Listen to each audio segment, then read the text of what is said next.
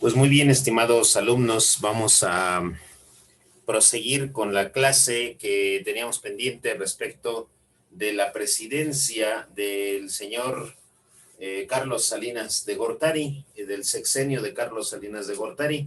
Recordemos que él gobernó en México de 1988 a 1994, 1988 a 1994. Ya llevamos algunos tópicos, en este caso vamos con el número 3, que si no mal recuerdo, era el asunto de la modernización planteada.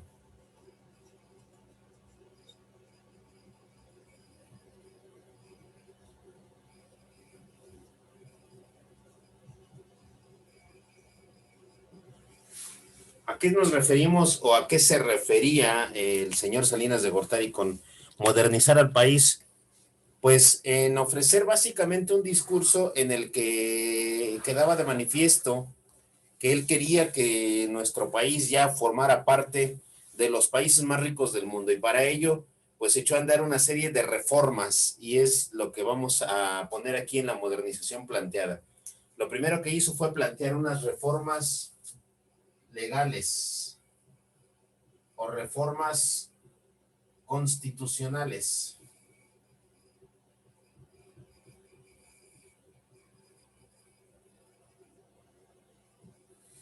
Es decir, cambiar la constitución, cambiar la ley para que hubiera algunos cambios importantes, algunas actualizaciones importantes para nuestro país. Voy a enumerar algunas de ellas que fueron, sí, de mucha trascendencia. Voy a tratar de enfocarme pues en las más importantes. Hubo muchísimas reformas, pero las más importantes fueron estas. La primera reforma fue la llamada reforma agraria, vamos a decirlo así, vamos a decirlo de esta manera. Modificó la cuestión agraria en México. La reforma agraria. ¿Qué significa esto de la reforma agraria? Significa que el señor Salinas de Gortari, por allí a finales de 1991, casi para iniciar 1992, echó a andar esta reforma en la que se refiere a cambiar el marco legal para que las tierras de cultivo de México pudieran ser comercializadas y cultivadas de otra manera a como estábamos acostumbrados a que esto sucediera. Y esto fue, repito, para iniciar 1992. Una reforma en la que le quitó este sesgo que tenía la tierra en México, que se basaba en la propiedad comunal. Se llamaban los ejidos, y pasó de ser ejido a pasar a ser propiedad privada.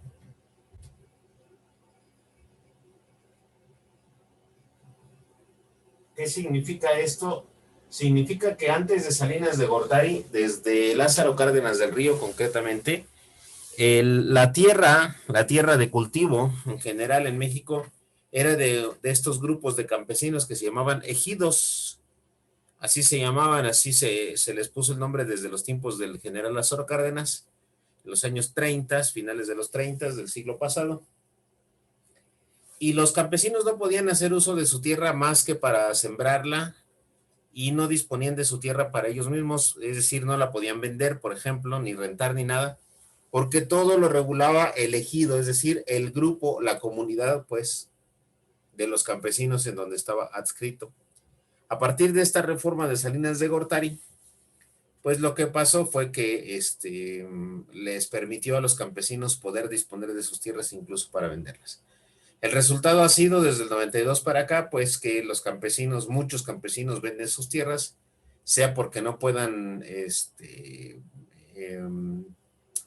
invertir para las tierras, invertir en ellas, o sea porque de alguna manera no les alcanza como para poder mantenerlas, o simplemente porque no las quieren, ¿no?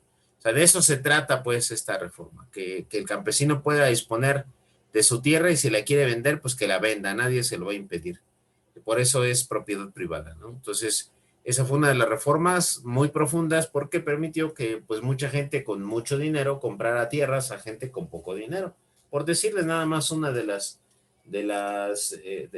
consecuencias, uno de los efectos que tuvo esta reforma, que fue la reforma agraria del 92, una reforma constitucional. Con esto, el señor Carlos Salinas de Gortari pensaba que podía darle a México la posibilidad de que tuviera pues la entrada al primer mundo, ¿no? Ya no podía ser un país con cosas pequeñas, ¿no? Sino un país con cosas de otro estilo, ¿no? De otra índole, por decirlo de alguna manera. Bueno, la siguiente reforma que planteó el señor Salinas fue una reforma al artículo 130 constitucional, que es una reforma donde cambian las relaciones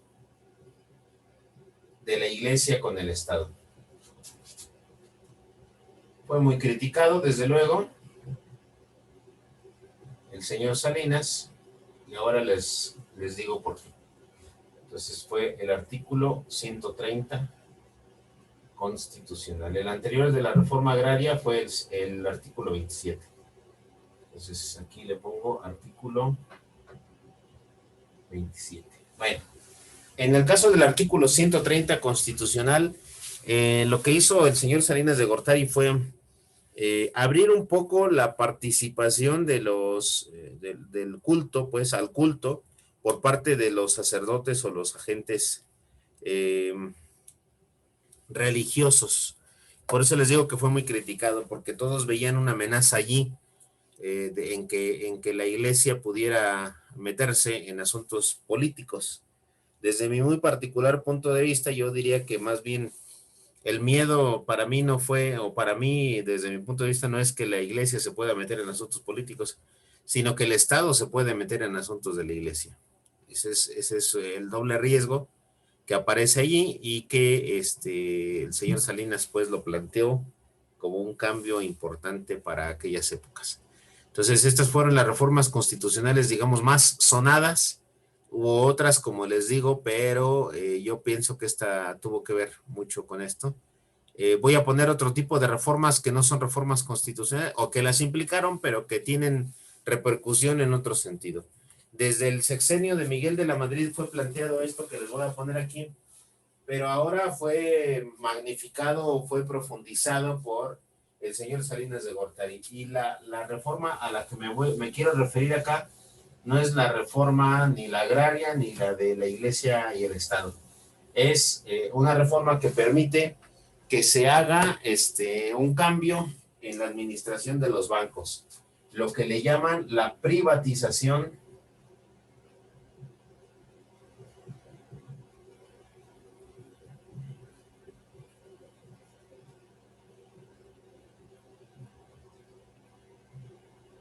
de la banca.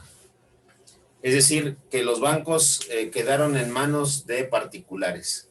Ahora, desde ese momento, en tiempos de Salinas, se decía que iba a ser inicialmente un 33% del valor de los bancos, lo que podía ser tomado para invertir por parte de los particulares.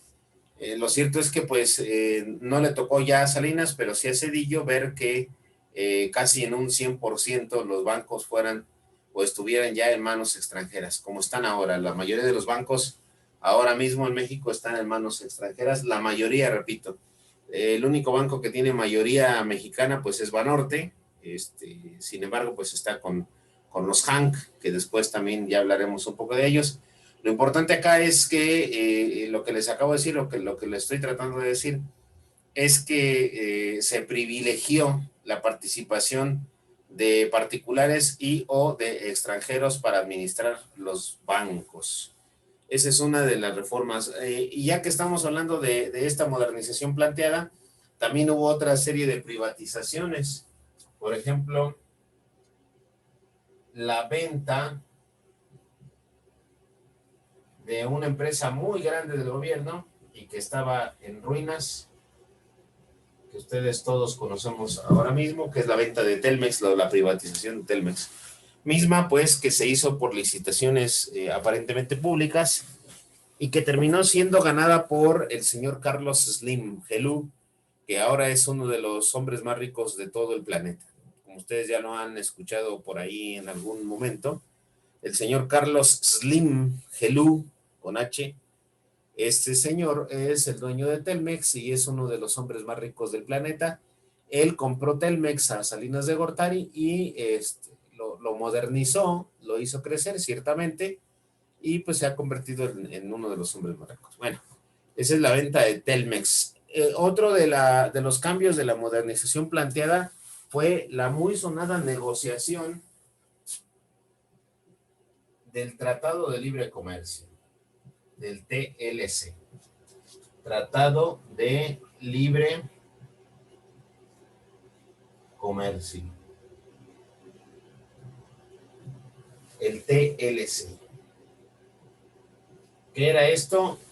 Un tratado comercial en el que se supone que se iban a comercializar productos, que se iban a vender y a comprar productos con nuestros vecinos del norte, tanto con Estados Unidos como con Canadá.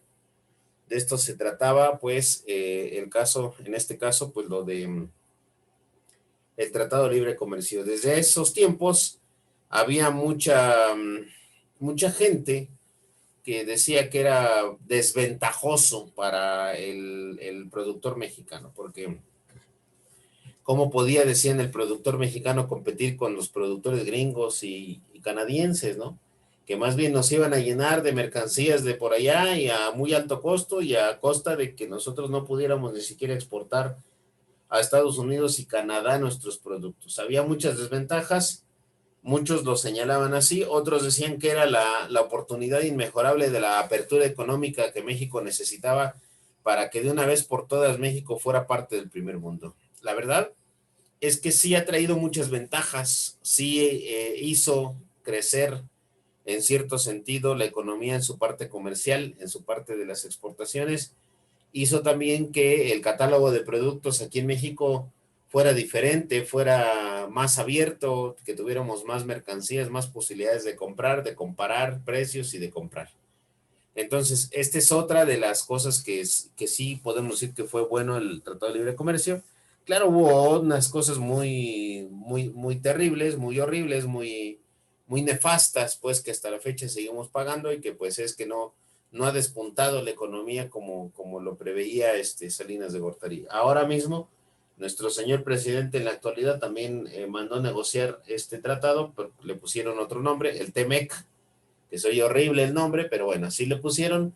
Básicamente seguimos con la esperanza de poder negociar y de poder competir y de poder depender de la economía de Estados Unidos y de Canadá. O sea que desde Salinas de Gortari hasta nuestros días, esta ha sido la tónica comercial y económica de México. Seguimos a expensas de ellos. Este sería otro de las reformas que planteó Salinas. Y otra reforma que tiene que ver con algo muy económico, pero que no lo voy a poner en el apartado de la economía, sino aquí, en la modernización planteada. Claro que esto no tiene que ver mucho con la modernización, aunque así lo pintaron en ese entonces. Una de las cosas que tenía que ver con ello fue el que plantearon un cambio en la denominación de la moneda, y esto es bien interesante. Entonces, la moneda de México, pues iba a cambiar su denominación. Así lo voy a apuntar y te lo voy a explicar. Cambio en la denominación de la moneda.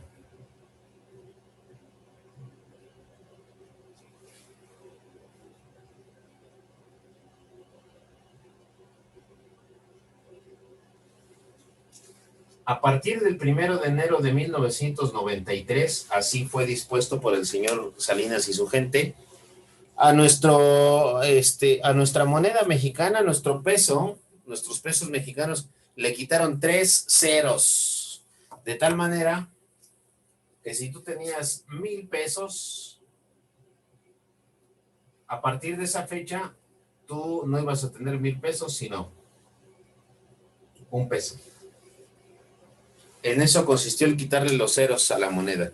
En lugar de que tú le dijeras 1,000, le tenías que decir un nuevo peso. Desde luego,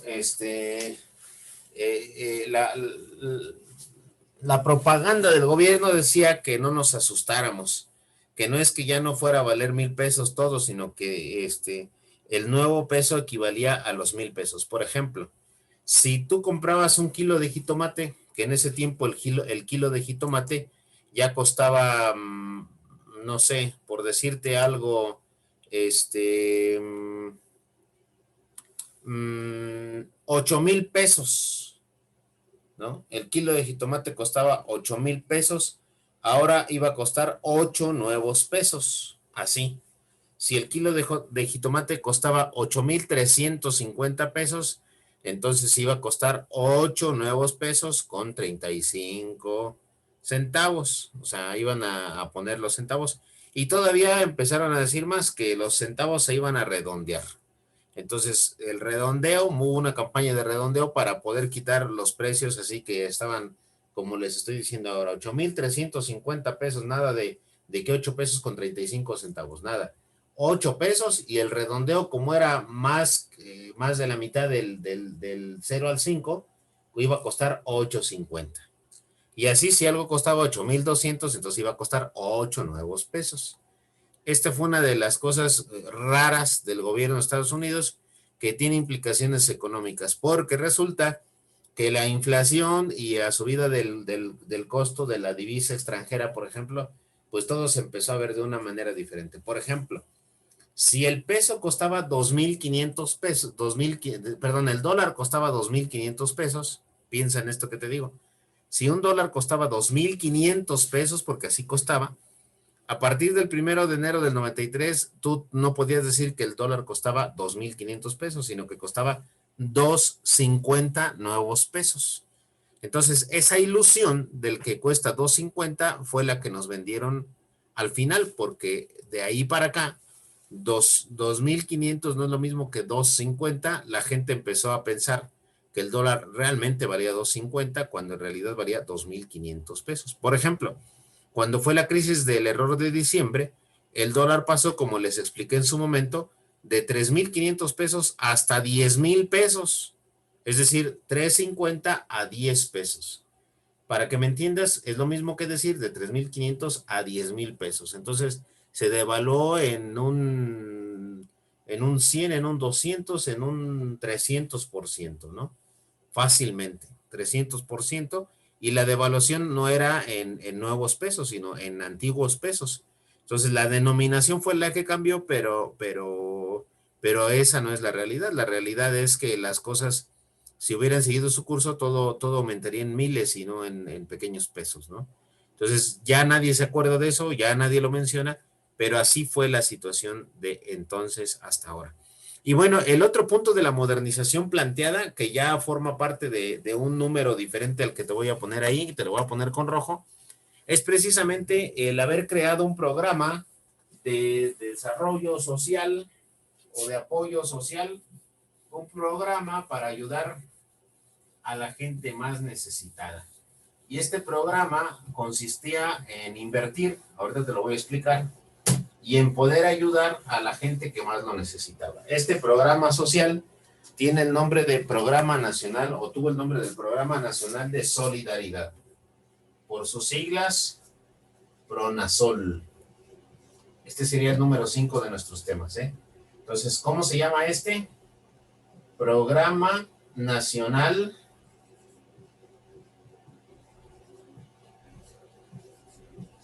de Solidaridad.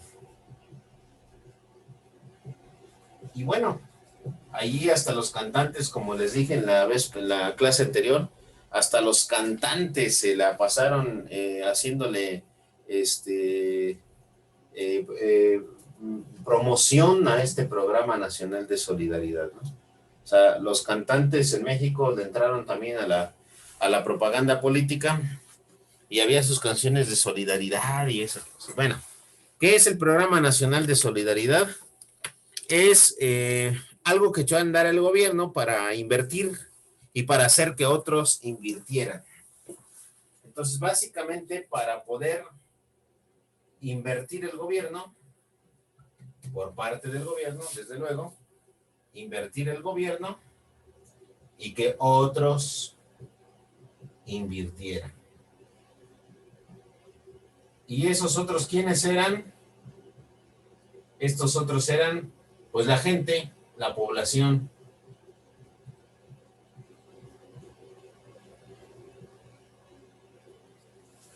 ¿Y qué hacía el PRONASOL, el Programa Nacional de Solidaridad?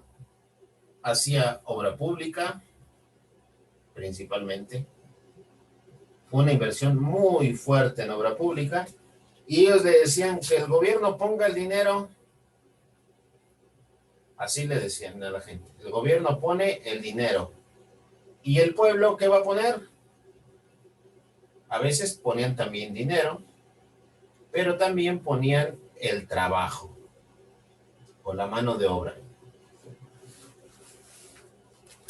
Entonces, el gobierno, por ejemplo, decía, vamos a hacer una carretera, ya tenemos el dinero para la carretera, pero necesitamos que la gente ponga algo de dinero si pueden, y si no, que pongan trabajo.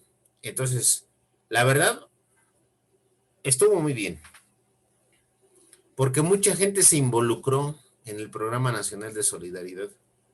Mucha gente organizó comités comunitarios, organizó a la gente, se involucró para que pudiera la gente, para que pudieran las personas ir y trabajar a la obra pública.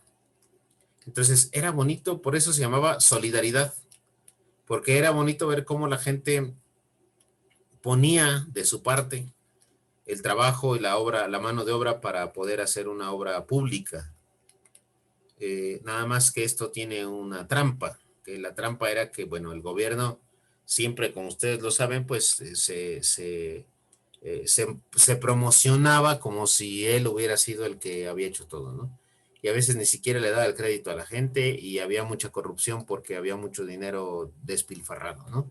Entonces, cuando fueron o cuando le dijeron a la gente todo esto, a los organismos internacionales, obviamente le pidieron el dinero, hubo deuda, pues para poder hacer la obra pública, y hubo mucha obra pública muy inflada en presupuesto y muy mal aprovechada para los efectos prácticos que convenía, pues, decir, ¿no? Entonces, había mucha corrupción desde entonces porque había mucho dinero por ahí circulando para la obra pública. Pero bueno, el asunto es que esto es nada más una cara del Pronasol.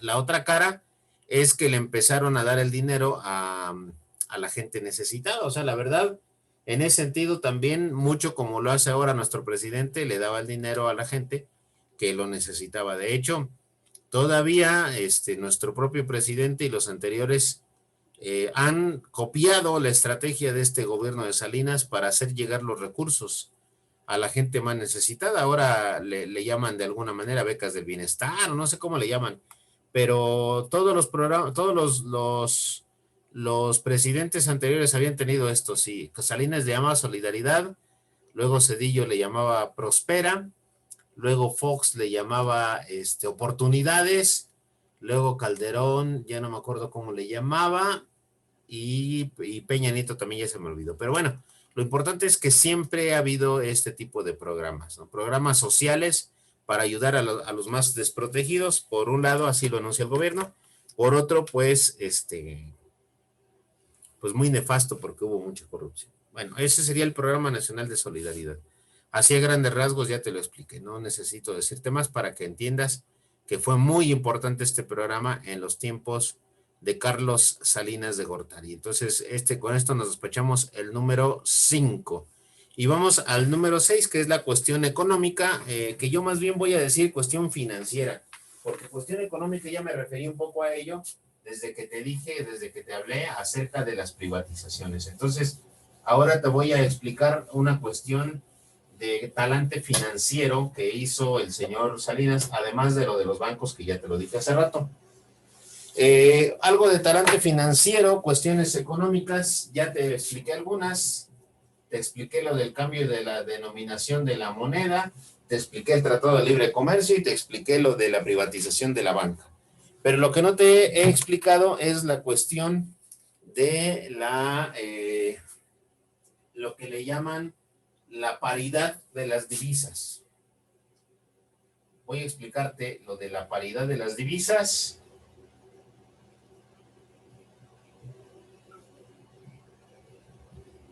Y te voy a explicar también la cuestión de los tesobonos, porque aquí está lo interesante. Bueno, resulta que el gobierno tomó el control de la denominación del peso frente al dólar, de la paridad del peso frente al dólar.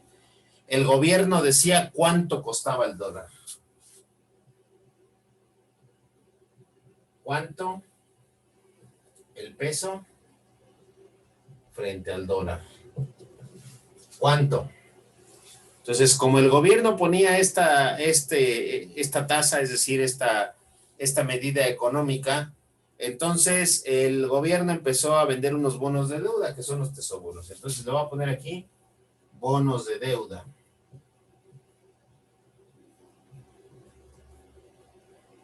Y te explico qué son los bonos de deuda.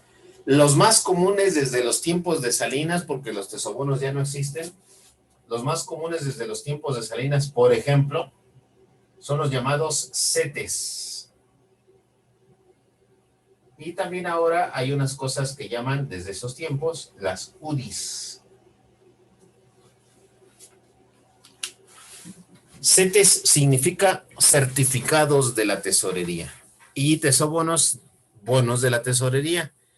UDIs significan unidades de inversión. Bien, estos son bonos de deuda. Entonces, por ejemplo, tú tienes un dinero y no sabes cómo invertirlo y dices, bueno, lo meto al banco, pero tienes la opción de comprar certificados de la tesorería, por ejemplo, o UDIs, o tesobonos, ya no existen los tesobonos. Entonces, ¿qué es eso? Que tú le das tu dinero al gobierno para que el gobierno lo invierta en lugar de que se lo des a un banco. Claro, se lo das por medio de una institución bancaria. Entonces, por ejemplo, tú le das el dinero para comprar un CETE, y un CETE es un papel, o sea, un certificado, pues un papel. Te dan ese papel y tú les das el dinero. Vamos a suponer, les das 100,000 pesos, bueno, les das 1,000,000 de pesos. Y ese 1,000,000 de pesos cotiza en la bolsa de una manera diferente a que si tú nada más tuvieras tu dinero guardado en el banco, por ejemplo. Si tú metes tu dinero al banco ahora mismo, a lo mejor te dan un, qué sé yo, un 0,05% de rédito o de ganancia o de rendimiento, como le llaman, o de interés, ¿no? O sea, no sé si sabías eso. Tú ahorras, tú tienes dinero en el banco y automáticamente, nada más por tenerlo en el banco, cada mes te da un interés. Ahora el interés es muy bajo, casi no existe. A veces es más fácil que te cobren comisiones por tener el dinero a que te den dinero que se generó ahí en el banco. Anteriormente sí había muy buenos intereses. Por ejemplo, tú tenías unos 20,000 pesos, todavía en los 90 te podían dar, qué sé yo, cada mes 1,000 pesos. Entonces, imagínate, tienes 20,000 y cada mes por tener esos 20,000 te dan 1,000 pesos. Así era antes, ¿no? Te estoy dando una cifra X. Pero a la gente le iba muy bien. Había gente que ya no quería trabajar, pues nomás tenía su dinero en el banco y le estaban dando buenos intereses. Había gente que incluso decía, yo vivo de mis intereses en el banco, ¿no? Por cotorrear, ¿no? Por fanfarronear un poco. Bueno, el asunto es que ahora mismo, si tú tienes dinero en el banco, te dan muy poco rendimiento, muy poco dinero por tenerlo ahí. Entonces, yo estoy hablando de una cifra X porque tampoco sé cuánto dan. Lo que sí sé es que dan muy poco, ya casi nada, es más fácil que te cobren. Entonces, si te dan un 0,05%, pues tendrías que tener millones para que te tocara un dinero, ¿no? Pero ¿qué pasa si en lugar de meterlo al banco tú compras un certificado de la tesorería o inviertes en UDIs? Ah, pues que el certificado de la tesorería, ese sí sigue dando buenos intereses. En los tiempos de Salinas daban como el 15, el 20% mensual. ¿Qué quiere decir?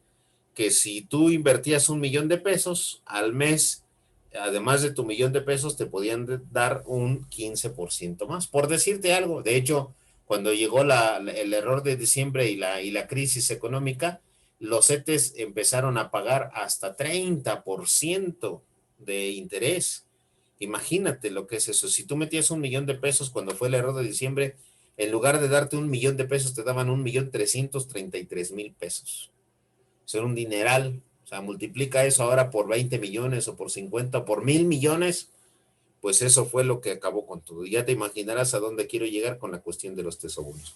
Las unidades de inversión, ahora mismo los CETES, pues ya no dan mucho, no sé en cuánto estén, eso te lo puedo dejar de tarea, pero mucha gente prefiere invertir en UDIs o en dólares, ¿no? O sea, tienes dinero, compra dólares y tu cuenta la tienes en dólares y si el peso se debilita frente al dólar, pues tú ganas más dinero. Las unidades de inversión operan más o menos igual, tú inviertes a 90 días, a 120 días, qué sé yo, a un año y te dan un buen interés, muy buen interés. Entonces, estas son bonos de deuda, se llaman bonos de deuda porque el gobierno te los debe a ti. O sea, tú le prestas el dinero, el gobierno te los debe a ti. Tú le prestas el dinero, el gobierno te los debe y te los va a pagar con buenos intereses. ¿Qué hace el gobierno con ese dinero? Pues invierte en la bolsa o invierte para sus programas sociales. La gente le presta el dinero al gobierno con la idea de que el gobierno te va a regresar mucho más. Bueno, la cuestión con los tesobonos fue que a Salinas de Gortari se le ocurrió que los tesobonos fueran esto mismo, bonos de deuda, pero a nivel internacional.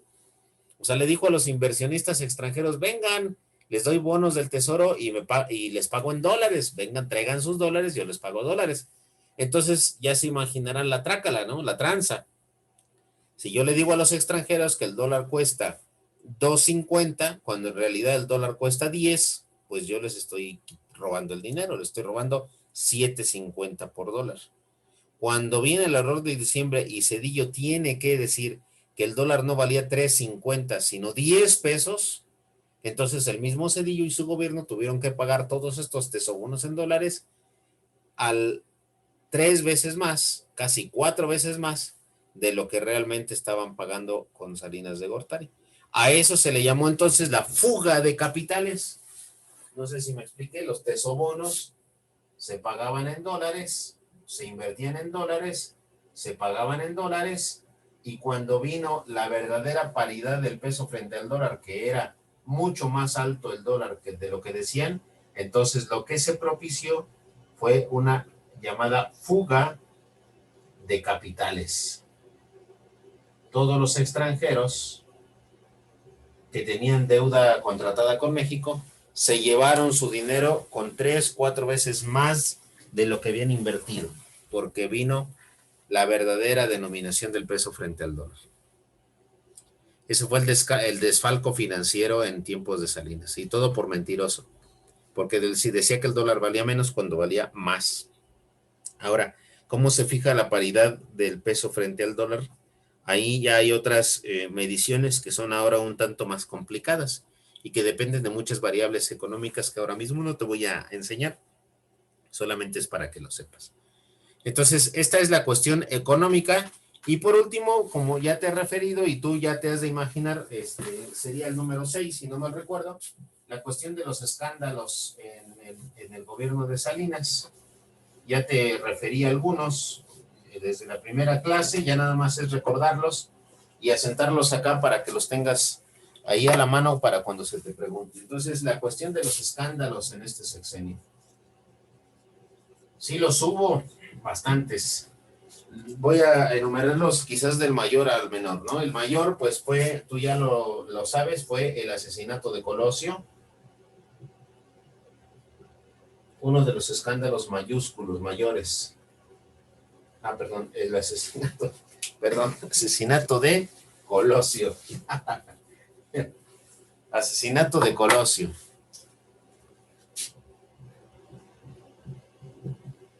Otro asesinato de el cardenal Posadas, el cardenal de Guadalajara. Juan Jesús Posadas Ocampo, tú pones el nombre completo. Juan Jesús Posadas Ocampo, así se llamaba. Ese fue otro de los asesinatos. Este ya fue en tiempos de Cedillo, pero tiene que ver con Salinas por lo de su hermano, la cuestión del asesinato de José Francisco Ruiz Massieu.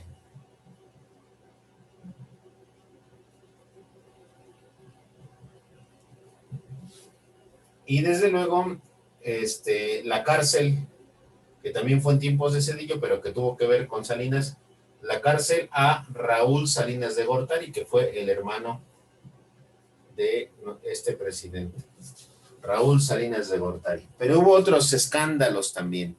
Un escándalo fue que cuando se entró en vigor el Tratado de Libre Comercio, ese mismo día, el 1 de enero del 94, surgió el Ejército Zapatista de Liberación Nacional. Entonces, ese mismo día el Ejército Zapatista llegaron a algunas presidencias municipales de Chiapas, a Ocosingo, a San Cristóbal de las Casas, y pues mataron a varios policías, pusieron sus manifiestos contra el gobierno y querían derrocar al gobierno de Carlos Salinas de Gortari, ¿no? Fue otro de los escándalos que hubo y yo creo que lo puse al final, pero fue el de mayor trascendencia precisamente porque fue un levantamiento armado en el sureste mexicano, en Chiapas concretamente, y provocó una revuelta de los indígenas y de mucha gente que apoyaba a los indígenas, hasta que le tocó a Zedillo lidiar con ellos y aprobar los acuerdos de San Andrés Larraínzar, ¿no? Sobre usos y costumbres. Pero este cohete le explotó a Salinas y era como un reclamo, como para decirle, ¿querías entrar a la modernidad? Pues no, fíjate, porque los indígenas viven oprimidos. ¿Querías aparentar que México ya es de primer mundo? Pues no, fíjate, porque los indígenas todavía siguen pobres y siguen sin apoyo y siguen mal. ¿Querías decirle al mundo que tú fuiste el mejor presidente? Pues fíjate que no, fuiste pésimo porque se te olvidó acudir a los más necesitados y nada más favoreciste a tus cuates, a los que les vendiste las empresas, las privatizaciones, a los extranjeros con los tesobonos, a los extranjeros con los bancos que privatizaste también, y te la pasaste creyendo que tú eras el mejor. No, no eres el mejor, eres pésimo. Ese parece que fue el mensaje de los zapatistas, del Ejército Zapatista de Liberación Nacional. Estos son los escándalos, entonces, para el caso de el gobierno de Carlos Salinas de Gortari. Más o menos esa es la radiografía que te presento. Ojalá que te haya servido y que puedas contestar a lo que se te ponga como asignación, porque es importante que vayamos revisando estos sexenios. A partir de ahora, voy a tratar de ir más rápido en los siguientes sexenios, si no, nunca vamos a llegar a terminar con el programa. Entonces, cuídate mucho y esto es lo que te traigo para nuestra clase de Historia de México. Hasta pronto.